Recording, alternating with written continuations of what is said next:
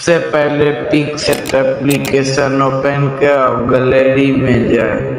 Gallery से photo लेने के बाद एडजस्ट के आइकन पे जाए।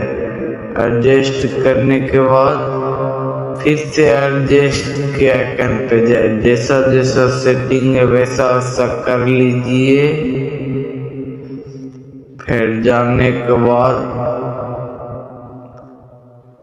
बैकग्राउंड करने के बाद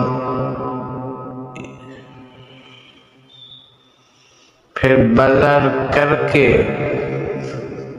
हल्का सा कर दीजिए। फिर स्क्रीन पे अपना अप्लाई कीजिए धीरे धीरे। स्क्रीन पर अप्लाई हो रहा है तब तक लाइक और सब्सक्राइब करना ना भूले।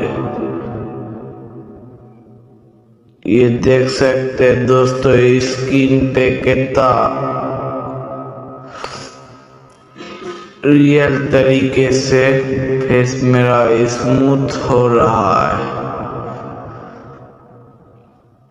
ये देख सकते हैं फेस स्मूथ हो रहा है मेरा। देखिए दोस्तों कितना शानदार तरीके से फेस स्मूथ हो रहा है। ये देखिए मेरा दोस्तों फेस स्मूथ होगा।